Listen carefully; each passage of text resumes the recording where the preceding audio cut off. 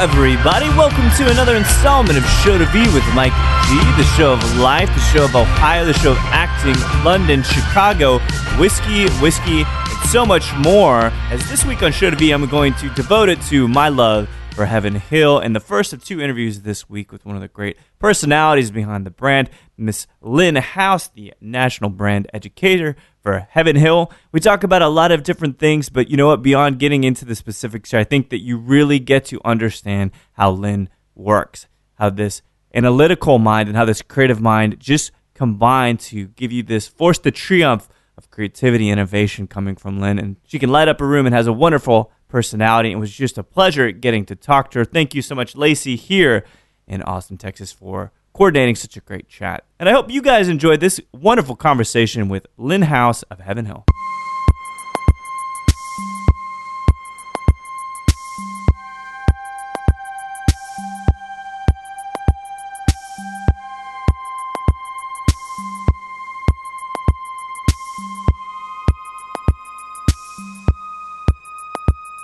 I'm a Columbus girl, so I was actually born in Nashville, Tennessee, but I only lived there for 2 weeks.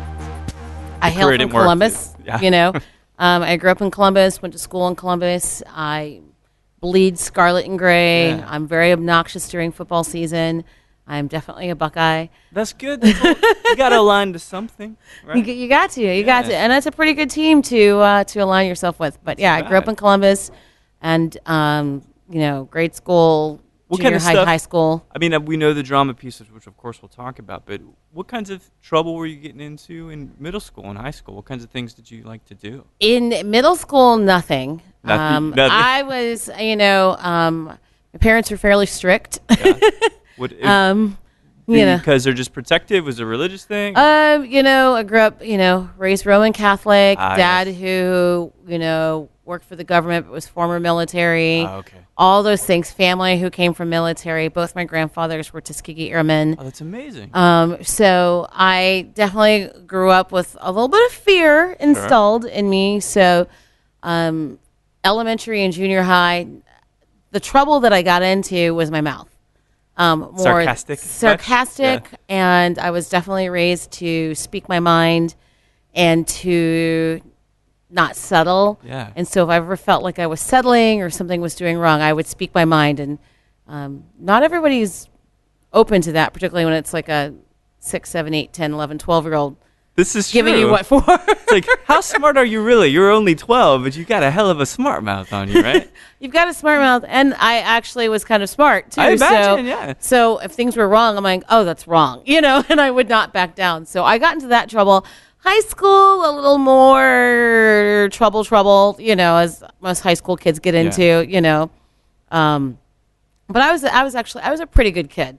I imagine, probably pretty good student, too, yeah? I was a very good student, so I did graduate as one of my valedictorians from high school. Really? And was like in who's who of American high school students for 2 years in a row. That's incredible. On the In the Know team, on the state geometry team. I mean, I was kind of an academic geek. That's right. In high school. So. Well, how does art intersect that? Were you doing that at the same time, being so academic? Well, I give a lot of credit first and foremost to my grandmother. So my grandmother was Lily Mae Carter, and she was a poet. She was an educator. Should that name sound familiar? That name should sound familiar. Okay, good, because it does. I was just making sure. So she was an educator. So she definitely stressed education, as did my other grandmother, Marjorie Washington. They both have their masters in education, and that's what they did. But my grandmother was a poet, and she got me started writing poetry when I was about 4 years of age. Wow. And so that's when I had my first poem published. What kinds of things were you writing about at 4? I was writing about butterflies and popcorn at 4 years of age. The beautiful stuff. But it got published, and she did a book with family publishing, and a lot of people in my family wrote as well. And I had the most poems in her book. I had 34 poems as a child, Sid and Quains and classical poetry and some prose and stuff. And so I was about 5 or 6 when that came out. And I was very fortunate in Columbus. We had where I went to elementary school was Cranbrook Elementary, and it was one of the 4 arts impact schools in the nation. It was an experimental program. Oh, wow. And Ohio State University, of course, is right there in Columbus. So this was a conjunction with Ohio State University. So in the arts impact structure, not only were all the R's stressed, but everyone had to do a vocal music class, an instrumental music class, an arts class, drama, everything. And I just loved it. So I was exposed to that at a very, very, very young age. What did you take to? What was your instrument? My instrument was the clarinet. Oh, there you go. And I sang. And I love visual arts, and I love dancing. That's amazing. And for me, I think being a person who was kind of cerebral as a child and very academic, I probably was the only 5-year-old listening to Tchaikovsky. Like I would come home and I would play. Good, I would play Tchaikovsky, and I would play Sammy Davis Jr. and I would play Thelonious Monk. So I was just exposed to those things as a child, and Swan Lake, and I wanted to marry Pablo Picasso, and all these kind of crazy things. It would have been really dysfunctional from what I hear. Just for the record. It would have been very dysfunctional, but I'm still to this day obsessed with Pablo Picasso, and was convinced for years that we were going to get married, and he was going to take me out of Columbus, and I was going to have this great life. So it could have. I mean, I like the notion. I really do. Have you, by chance, seen Midnight in Paris? Yes. So that's where I'm kind of coming from, because I just watched it this weekend, and Pablo is this, enraged but yet tortured soul that has about 4 hairs that he combs over his head. What is it about that? I have no idea. I mean, I was a little kid, but I saw his paintings, and they just spoke to me, the Blue Period and the Guitar Series, which I've gotten to see all now in person as an adult. But as a child, I just saw it, and there was just, I don't know if it was maybe the sadness that was kind of a connection in it, and growing up, I always wanted something a little more. And so my whole thing with Pablo Picasso was, he's going to come to Columbus, he's going to take me away, he's going to take me to Europe, and I'm going to have this fantastic life. I had no idea, I was 5, what that life would be. That's an amazing thought, as a 5-year-old. It's a little weird. Well, ahead of the curve, perhaps, right? I don't know if ahead of a curve or whatever, and I think it definitely speaks to where my life led as an adult, because I still think a little outside the 9 dots and see things, and always kind of set some goals for myself that are personal goals that people are like, that's a kind of a quirky thing to want to achieve, but I'm like, I'm going to do it, So real quick then, is there something on this near term that might be zany, might be lame-brained, but that you really want to accomplish? Oh my gosh. There's a lot, but. There's a lot. I mean, I still want to win a Tony Award. Oh, that's amazing. I mean, my degree is in theater. I was a professional actor for years. I acted all through elementary and high school. I went to school for theater.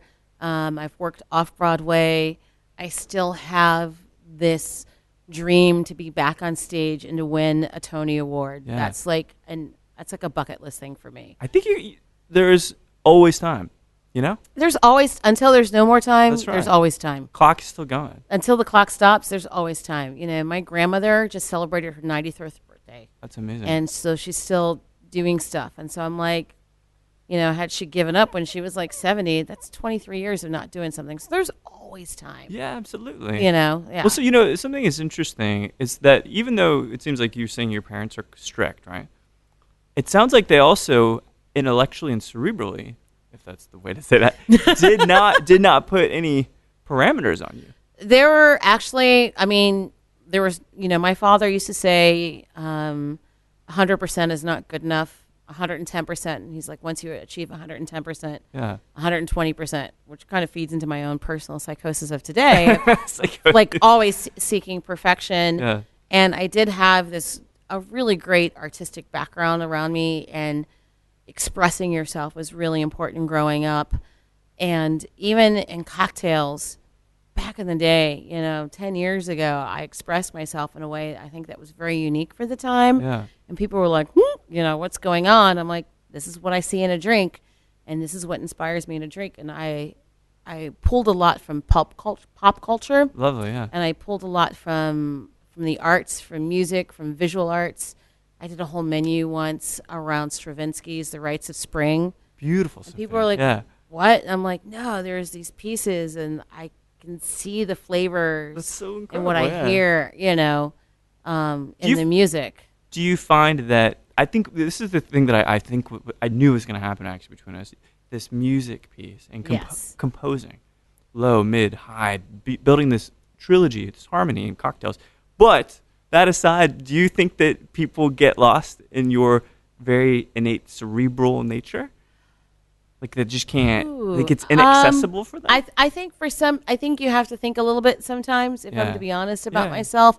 Those who know me know that that little is in everything that I do, whether it's a pair of shoes that I buy or something that I cook or whatever. And those who are a little outside or just being introduced to me when I talk about things, I'm like, I think about so much. I've learned this about myself over the years. So I've learned how to translate it better. I think about like so much before I express it.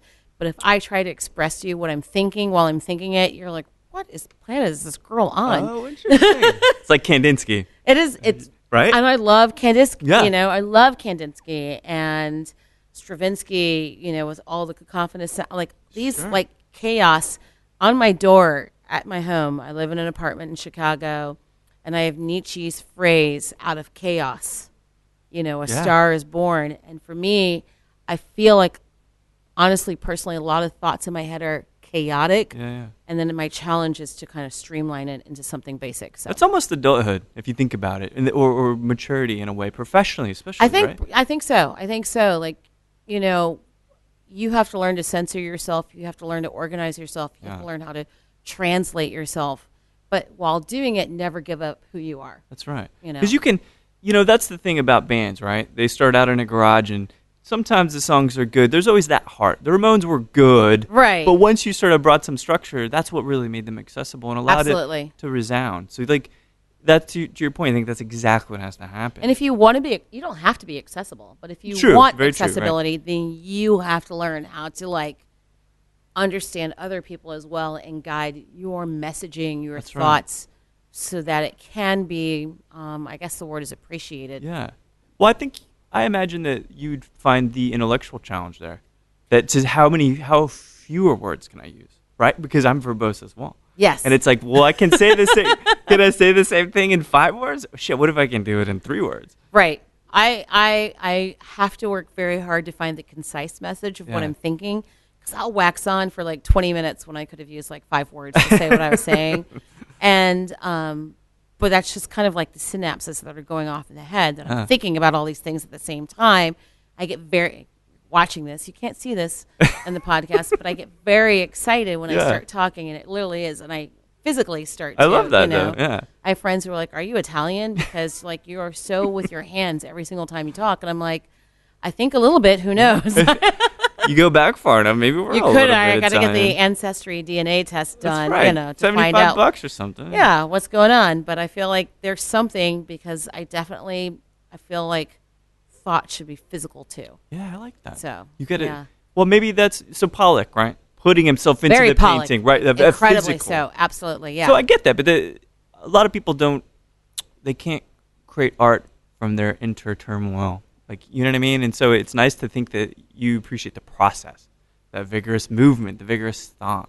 Right. It can be nerve-wracking sometimes, too, because you're like, God, can I just think a little more simple? But I also think that most people are actually that way. They just don't necessarily embrace it, so that when you're actually able to do it and actualize it and visualize it, they appreciate that effort, and they get to be part of that ride with you. That's amazing. And I think that happens whether it's visual art. You mentioned Pollock. Yeah. Amazing mind, and you see movement and all these things in his paintings, and it could kind of look like just spots and stuff like that. Right. You look at something like Thoreau, Sunday in the Park with George, one of my most favorite paintings in the world. It's in Chicago at the Art Institute. That's amazing. Love to go a couple of times a year and just look at it. Yeah. Because looks very organized from behind, but it's incredibly chaotic with the pointillism when you're up close. I love that. Well, that's a metaphor for life, isn't it? Yeah, it is. Step back sometimes. You have to step back sometimes. Give you some clarity. Well, I'm interested. Obviously, acting took you quite a ways into your career. It took you to Oxfordshire, if I understand correctly, to study some acting there. Now, a question I do have before we talk about that passion for acting and an extension of your interest in art. Poetry is romantic. Art is romantic. Did you get into some troubles? Did you go through those troubled teenage relationships like we all do, and then you're writing about it? Not in teenage relationships. As I mentioned, my father was ex-military, so teenage relationships were not allowed. Yeah.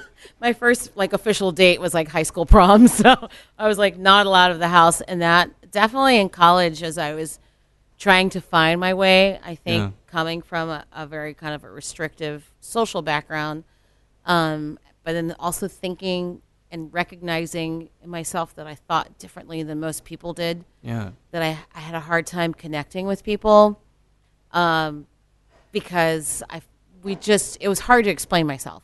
Right.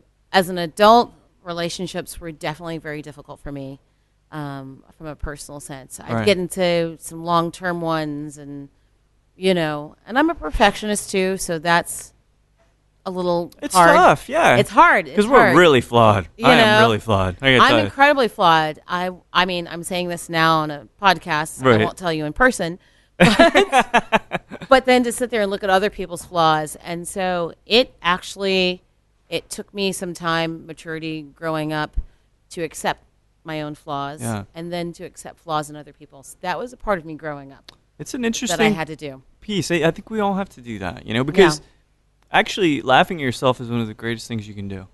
It is great, and that's why I laugh all the time. I laugh at myself all the time now. That's great. People you're always laughing. I'm 9 times out of 10, it's at myself. I'm you may not get the joke that's going on in my head right now, but I'm being so crazy right now.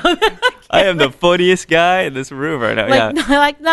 Just you have, there's always an internal dialogue going on in my head, and I laugh at that because I'm you can't hear it, but I hear it. And I'm cracking myself up right now. I love it, man. It's so cerebral. Yeah. So when we talk about the acting chapter, which is it's kind of to be continued, I think, right now. You talk about the toning. I think it's inside ... I still do a little. I feel a lot of what I still do embraces what I did as an actor. Yeah. Whether it's something like this or a TV appearance or a seminar, I'm in front of people. There is an audience. That's right.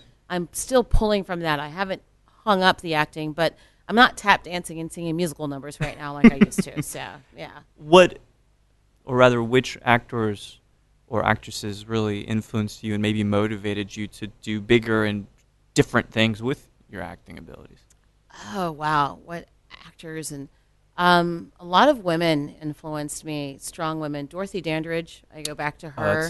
Classic. Particularly myself being a woman of color, and her carving out her career when she did. Josephine Baker. Oh, yeah. Eartha Kitt. Well, I'm not familiar with Eartha Kitt. Eartha Kitt, the original Catwoman. Oh, no kidding. And she actually was on the McCarthy list and had to go to Europe and do her career for a long time. Wow. But these were incredibly, if you ever saw Boomerang. From, Eddie Murphy. Eddie Murphy. Mm-hmm. She was the older woman who's came in and these were women who carved out their careers as women of color in a very difficult time, not just for women, not just for people of color, but for somebody who was both. That's right. And so they influenced me a lot. Lena Horne as a singer, Stormy Weather, to this day, one of my favorites, is another huge influence for me. It was just their fortitude, and it was their knowing who they were, going to be demand to be recognized for who they are, and not apologizing for who they are. Right, but not also beating your head over. You know what I mean? Sometimes being refined and kind of charismatic is partially being withdrawn. Right? Exactly. Yeah, the silent stoicism in a sense. Exactly. Right? So they obviously tailored themselves to be accepted at a time when they weren't accepted. Yeah. But so much of who they were came out. Yeah. And they've influenced so many people. So those have been, I would say, from a theatrical sense, some of my strongest influences. People who I still to this day, makes a lot of they've sense. all passed, but I take tremendous grit from who they were. Yeah. So do you think, and it's a brief tangent, but as a woman of color in this industry, I'm sure it's a token question that people ask you, but is it different now with an orange presence in DC? Does it feel immediately different being on the road? Do people, are they more warm or are they colder? Oh, that's a very complicated question. I think it's more warm and better for myself personally because I have been in this role as a national person for a brand for almost 4 years. Amazing. Definitely when I started, there were a lot of obstacles. People would assume I couldn't talk about cocktails. I couldn't talk about whiskey. Really? They would assume that I wanted something sweet. I wanted this. I'm like, actually, no, I drink kind of like, everybody else and everybody else in this industry. So that's a change that I've seen personally, that as I've gotten myself known personally. I think there are more opportunities for people of color, for women in this industry. At the same time, however, it's like a Virginia Slims. There's a long way to go. That's right. There's a long road ahead. There's still a lot of not opportunities there. There's still a lot of misperceptions. I experienced a lot of that when I was behind the bar 4 years ago. Lynn, the way I spell it, Lynn, my parents spelled it, is masculine. So people would come in and automatically assume like, oh, Lynn House, where's the guy who's running this beverage program? I'm like, no, it's me. Yeah. Here's my driver's license. That's me. And at least once a week, you'd get a little look like, seriously? Really? I'm like, no, that's me. So that's it never even crossed my mind. I was like, Lynn's I don't know. I've never known a guy named Lynn. Lynn Swan.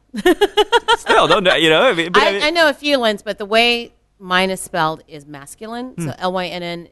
It's feminine if you put an E on it. I see. Okay. Yeah. Well, it's just a testament to your strength, right?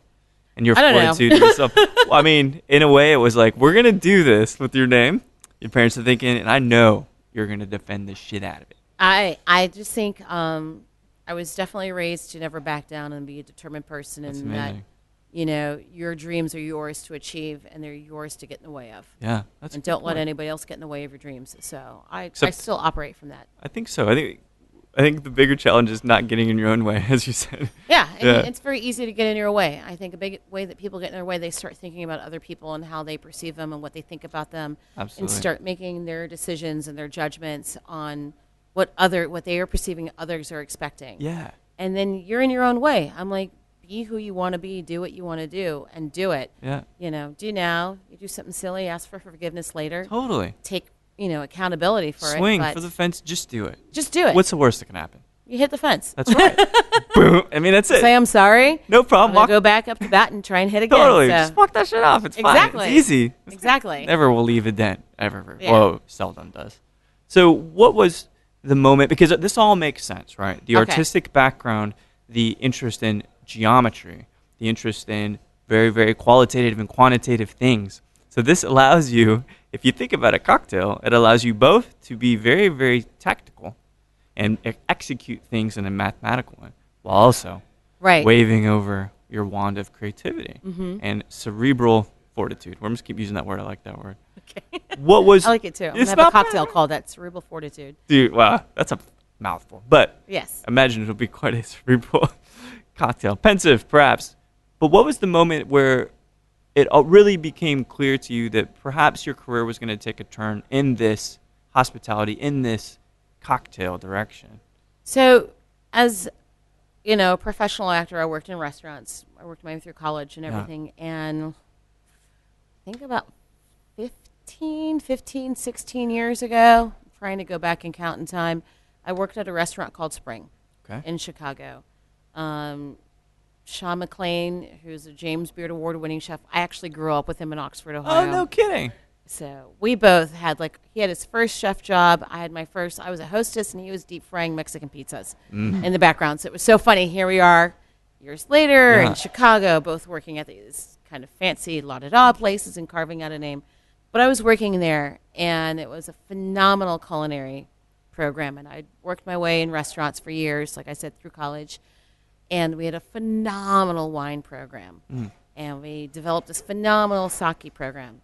We had a really horrible liquor and cocktail program. Really? We were serving these amazing wines, and then we had these horribly, sickeningly sweet drinks. That, to me, the cerebral Lynn, like, that doesn't make sense with anything else that we do. It's disparate, right? Yeah, I'm like, phenomenal wine list, and phenomenal, sake list, phenomenal. We do all this training, but our spirits and our cocktails on our menu were like a throwaway. And for me, always looking as a whole picture and thinking about my customers, I was like, this didn't make any sense. And so I went to our boss, one of the owners of the company, and I said, hey, this doesn't make any sense. I'm like, we do all this training on food, on wine, on sake, blah, blah, blah, blah. We've had to learn all this stuff. But I'm like, I couldn't tell you what half our spirits are behind the bar, and these cocktails do not go with our food whatsoever. Wow, how do you take it? How did they take it? Rather. She. That's why I corrected it. It's like, well, actually, it could have been a woman. Exactly. But she looked at me, and she didn't quite understand it because she came from wine and food. And she's like, well, if you're so passionate about it, go do something about it. You go do it, yeah. And, of course, to me, I hear, like, challenge, I'm like, I will, And so I read Anthony Diaz's book and started teaching myself about spirits. Yeah. And then I was like, I'm ready to do a class. And the first one I did was scotches because we had a huge scotch, audience at this restaurant. And I broke down all the, Highland, Lowland, Isla, Campbell, Peated, not right, peated, like all the not great peated, stuff. Water, this, that, and talked about it. And then I started sitting in with her on buying spirits and helping choose spirits. And then I got to sit in on designing cocktails. And so something that I think has been a unique voice for myself personally, because I did come from this fine dining wine background. Yeah. I always approach a cocktail like a glass of wine. I like that. Front, back, acids, tannins, sweet, bitter, all of those things, and they have to interact with each other. And so even if it's 3 ingredients, 5 ingredients, and so I just started doing that, and I was really successful. And it was recognized by the staff, by the team. Liquor sales went up, all of these things, and I had thought at that time about going back and getting a degree at UC Davis in enology.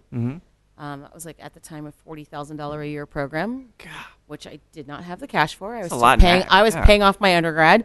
So I'm like, all right, that's not going to work. Right. And then I was able to get into the Academy of Spirits and Fine Service, the Advanced Academy of Culinary Mixology, and then Bar Smart's their program and some other programs, and discovered, like, I love this. This is so much fun. Yeah. It's creative. It's mathematic. It's a nice application of all that stuff. It was a great application. And then so that's the great part is you get to construct it. So that's all that. I get to construct it, and it's a formula. That's right. And then I taste it, which is artistic, and then people enjoy it, which is a little... The reciprocity part, the performance part, absolutely, the audience. The performance part. So. Really a good gig, if you think about it. And it was, and I had so much fun, and, the first full menus I did, I was at Hot Chocolate working for Mindy Siegel. I was her general manager and beverage director, and the same thing, I just started creating cocktails, and they were being received very well, and everyone's like, you're pretty good at this, you should continue doing this. And that's when I continued to study more and learn more about spirits and their construction and their chemical makeup. And that was interesting too, that part, the hard science. That was interesting to me, and mash bills and all that kind of stuff. So, and now I just put it all together. So that's crazy. So when you think about fame may be a large word, but since we're talking about acting, we'll just use the word fame. But you were highly decorated by the media as a brilliant mind, compositional genius, with making cocktails, with communicating with people. Seemed like it was a pretty good thing. So, at what point did you say, "Okay, I actually want to go to the other side of the bar. I want to represent a brand"? I think, when I went to brand work, that was actually a little technical and reality in there as well. Bartending is a very physical career. Right. You're standing on your feet for 14 hours, long hours. It's a lot of mental fortitude. That's right. Dealing with the public, dealing with your teams, dealing with it's not like every day you knew what to expect. Right. And I was getting up in age. What really kind of inspired me to cross over, as I tell people, I had a cold draft incident. I worked at the Beard Awards years ago with when I was at Blackbird. Mm-hmm.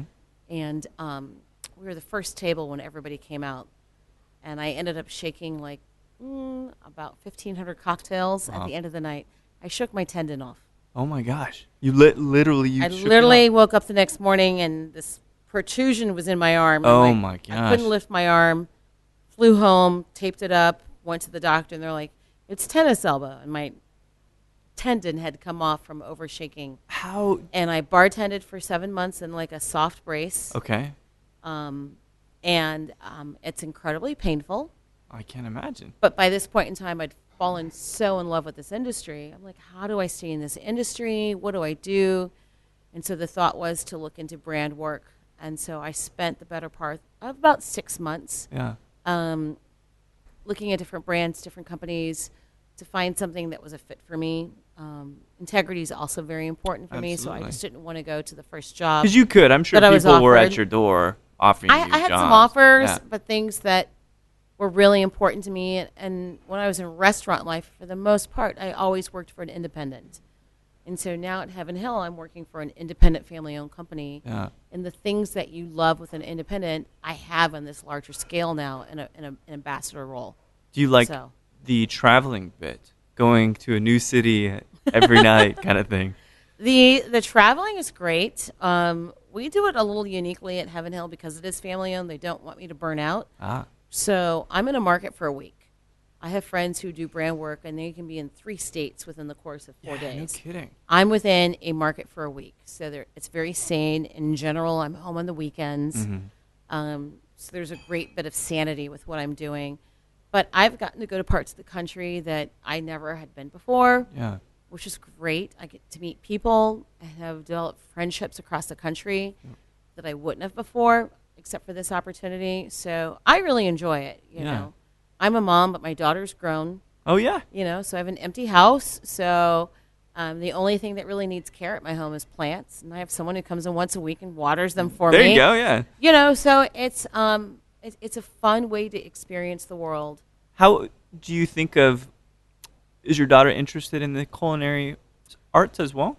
My daughter has a little more of an analytical brain than I did, so it's interesting. She actually works in taxes and stuff now. No kidding. I kind of found like, what? That's not from me. I'm like, that is not my gene coming through. Where I had a mathematical brain, it's not where I found my joy. Right. I found my joy in geometry, as you mentioned, which is a 3-dimensional math. Yeah. Like the analytical stuff and all that. I'm like, yeah, that's not where my head is happy.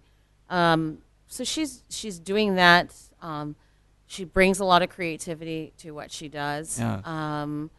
You know, she has her own family now, and I see so her great. bringing those culinary lessons and all of those things with how she works with the kids are pretty fantastic. But she's her own person. I'm just really proud of her. I like that. I mean, I realized when I was younger, I was like my mom, but then as I'm getting older, I'm like my dad. So it's a weird she's duality. Very much me. She's personality-wise, she's got my temper. She's got my smart mouth. Right? Smart mouth. She's saucy. Everything. Observations. I'm like, God bless her husband. I'm like, oh, I know what you're dealing with because you're dealing with a mini-me. Did you take some of those strictness lessons and kind of use that as a parent, or you're like, no, I'm gonna kind of I did to a certain extent. Yeah. I think she's a much stricter parent than I was. Whoa, okay. She really is. I see her with her kids. I'm always like, Lex, lighten up a little bit, you know? And she's like, no, they have to have. But I also know those were things I installed in her. She has 3 children. She was an only child for me. So there was, I think, a little more leeway with an only child. So. That makes some sense. Yes. Well, I gotta be honest. I don't have interest in kids, but I love hearing about other people's kids. Is far better. No, if you don't, not everyone's meant to have kids. Yeah. I'm like, if it's not you, don't do it. You know, dogs, animals, done deal. Yes. I treat them. And for me, I was like one and done. Yeah. People are like, aren't you sad you didn't have multiples? I'm like, no, I'm really You're like fine with kicking one. back with a glass of whiskey. This is a pretty damn good gig. I'm like, one was enough of a stretch for me. So I would say it is a pleasure getting to represent Heaven Hill's portfolio of stuff. Now, I know you focus on Domaine de Canton and then Pama is the other. Pama. Right? Yeah. I focus on the liqueurs, but it's such a beautiful portfolio. We have a strong whiskey base. Oh, yeah. We've got these beautiful liqueurs. We've got the Raise the Roof Hypnotic, which is a really fun brand to work on for me, particularly coming from the craft cocktail side. We took cocktails so seriously. So I have fun playing around with that. Yeah, I like that. And bringing fun back. I'm like, it's drinking, it's fun, it's social, it's hospitality. But I've also gotten the opportunity with Heaven Hill to be part of innovations. Oh, really? Which for me is again going back to that geeky formula, creating, always moving forward. And so I'm getting to do a lot with innovations. I'm getting to do a lot with education. Yeah. That it's not just talking about the brands, but it's like going to our customer base and teaching them how to be better at what they do, sharing my own personal experiences. My grandparents, my aunt and uncles were all teachers, so I also come from that background as well. Makes perfect sense, yeah. So. If this was a job interview, which it's not, by the way. I've failed horribly as an interviewer. But what do you see as one of your weaknesses? Because I know we talked about maybe you overanalyze or perhaps you think too hard. But really, it seems like you're pretty proficient, if not really skilled in so many different areas. If I were to say one of my weaknesses, I would say would be at times I take things too personally. And I've gotten very good at covering when my feelings are hurt. Yeah.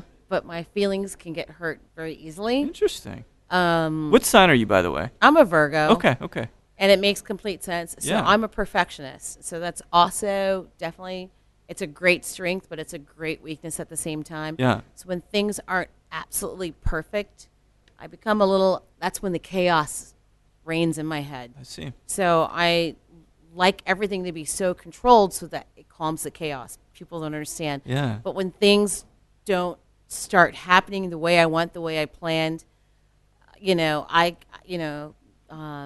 definitely frustrated? I become a little frustrated. Yeah. Which is frustrated and flustered. No, at I the like same that a time. lot. It's a good So I become construction. frustrated. I become a little terse. Yeah. I may snip. You're smart enough to be terse. Terse, you have to be kind of smart. I don't think people can be really, really dumb and be terse. They just come off like but aloof. Sometimes it may take people off from surprise. They're like, you were just laughing a second ago, and now I'm like, it's like, it's like I need that base to be there for me and that organizational thing. So I think those are things I have to work on, and I continually to work on to be more in the moment. Yeah. And not so rigid about things, and to let it go more than to hold on to it. So maybe those are some of the lessons you get to learn, traveling around, answering questions from random people all the time. I mean, you have to, in this profession and in this role that I'm in right now, there's a lot of unpredictability. Sure. Whether it's flights getting canceled, and so instead of having 3 hours to prepare for something, I'm just now landing and walking into an event. Right. Or something didn't show up that I had shipped, and it's being shipped tomorrow, but I need it today, so now I still have to do the presentation and all of that. And that has definitely helped me step out of that control comfort zone for myself. So you're just going with it. Going with the flow. You have no choice. The show must go on, as they say. Yes, that's absolutely right. That is absolutely right. Well, I'm so glad we got to chat. And I got a couple more questions for you because I love talking to actors now. And then you find, you throw a dart, you're going to hit an actor in this particular industry. Exactly. Everyone was all the top people too. You meet them, they're like, oh, well, really? I got into bartending because it paid the bills while I was acting. That's right. Yeah. Or my band was on hiatus. My band was on Yeah. tour, and when it wasn't on tour, I bartended or whatever. Yeah. Well, before we talk about kind of what I might see as an ultimate or a next chapter for you, I'm really curious, and I ask this question of everybody on the show. So you are anywhere in the world, grabbing a cocktail, grabbing a whiskey, whatever you want, right? And you're sitting there at the bar, and you can enjoy that drink with anybody, living or deceased. Ooh. Who might you like to sit and have a conversation with? Wow, that's a great question. I think the first person that I would love to sit and have that conversation with would be my grandmother. Oh, yeah. Lily Mae Carter. She passed when I was 16 years old. Wow. And I would say out of anyone in my life, she's the single greatest influence I've had as a person. She's inspired me artistically. She was my confidant growing up. Yeah. And I really miss talking to her. So I would love to sit and just have a cocktail with Grandma and, it was grandmother because she was very proper. So Grandma was like not allowed in my house. But I would love to sit and have a cocktail with her and just have that one more touchstone, moment with her. If I were to pick a second person, I would say deceased, Lena Horne. I was obsessed with her as a child. I think she's deceased. I think so. I'm pretty sure. I hope I haven't called her out for being dead. And she's no. Sometimes you hear about things and you're like, that person wasn't dead No, yet? I know, man. Abe Vigoda for a long time. Everybody thought Abe Vigoda was dead. And then he just died. Then he died. I'm like, oh, shit. Well, I feel bad. Nuts. But Lena Horne, growing up, she was one of the 3 people, if I could ever interview, I was like, I would love to interview. It's amazing. And talk because she saw so much. And then someone living that I would love to have a cocktail with would actually be, as a famous person, Michelle Obama. I have so much respect for her. I know she's got some stories. Oh, she has to. I love to feed her some whiskey and be like, all right, break it down. And she has to sip some whiskey. She's got to sip some whiskey. I would love to, in that casual sense, just girl to girl talking. No one else is ever going to hear about this conversation. Let's sip some tea, as they would say. I'll let you guys have that conversation. I suspect where it may go, and I'm going to leave that to you guys. Let's sip some tea and some laughs and some share, and I really admire her as a person. Has nothing to do with politics or anything like that. Coming from Chicago, they were the family of Chicago, so there's a great personal connection there with that. So. Yeah, those are great. I want to meet your grandma. Or excuse me, your grandmother. It sounds compelling, riveting. She lived such an interesting and she lived a very, very interesting life. Very interesting life. Yes. And I love that stuff, and I love those kinds of people that they've really lived something important. Well, and then that begs a question. This will be my last question for you. I know you guys have some stuff in your Texas tour. You've got a few dates. What's kind of the scope of the travel this week? What are you talking about here? So the travel this week, I am going to be between Austin and San Antonio. Yeah. That's my Chicago coming out, Austin. Austin and San Antonio. I've had the opportunity to get in front of a bunch of bartenders and doing a seminar that's aptly titled Competing with Confidence. Yeah.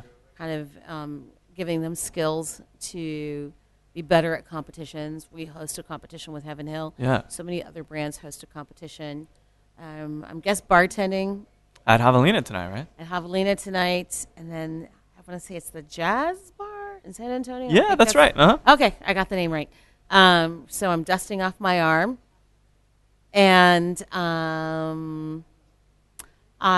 am working, with our distributors, having some happy hours and eating and so it's good. Always nice to be in Texas. It's always a mixed bag of what I get to do in market. So, I like that. Yeah. Keeps me on my toes. Exciting. Yeah. Exactly. All right. So now we have heard what is just this incredibly rich experience you've had through life thus far. It's been really intriguing for me. What, if you are that kind of person, what might be next for you? What's a frontier beyond brand work? Not to say it's not good enough. Not to say that Heaven Hill doesn't have the best portfolio out there, I think in the industry, a frontier for me would be innovation. I'd love to do more with innovations. There's things that I see from my scope, from being someone who came from behind the bar. Yeah. Love to have these products. Love to do all of that. My end game is St. Croix. Okay. Oh, yeah. Gonna start a rum distillery out there? I don't want to start a rum distillery. I want to settle there. I honestly want a super simple restaurant. With apple butter? Someone told me to ask you about the apple butter. Oh, yeah. That was one of my first drinks that kind of launched onto the national market. It was in Gary Regan's The Bartender's Gin Compendium. Yeah. It became a signature cocktail of mine, and one of the first that just got written about, and it was London Calling, and I made my own apple butter. Love it. It was a deconstructed, reconstructed Pim's Cup. So I made a homemade cucumber soda and a homemade ginger syrup and a homemade apple butter, and then, of course, gin in that, and isolated all the elements. So things like apple butter, my grandmother taught me how to make, and it was also paying homage to her in a glass. So, but I would love to. I go to St. Croix every year. Yeah. It's my sanctuary in the midst of this crazy world, and I would love to move there one day and just have some bed and breakfasts and have a little taco stand on the beach and let life be really simple. I'm just going to take a nice, relaxing exhale. There. I know. Need to head to the beach. And exhale for 30 years. I know, man. And that'd be it. Sounds brilliant. Lynn, I'm glad we finally got to do this and coordinate. And it's so good to finally have our paths intersect. So it's fateful, isn't it? Yes. All right. Well, I hope you enjoy the rest of your Texas travels, and I know I'll see you again soon. Absolutely. Heaven Hill Love, thank you so much. All right. Cheers. Thank you so much. Well, there we have it, Miss Lynn House, National Brand Educator for Heaven Hill, talking about a lot of great things here. Seems like she had a successful career as an actress, a successful career as a bartender, but now travels the United States, getting to share the wonderful labels behind Heaven Hill. Family, as she puts it. And family seems to have a lot of influence on Lynn and her pursuits as well. Lots of amazing, rich stories here. And honestly, just picking Lynn's brain, you get to see those wheels churning and see how much thought and how much analysis and how much creativity runs through her mind and her blood. And I think it's very apparent with her presentations and the ways that she engages with her audiences. So thanks everybody for listening to Show to V with Mike G. No matter what solution you use to get rid of terrible, terrible headaches and neck aches, or if you really do think there are great health benefits to yoga, please keep thinking.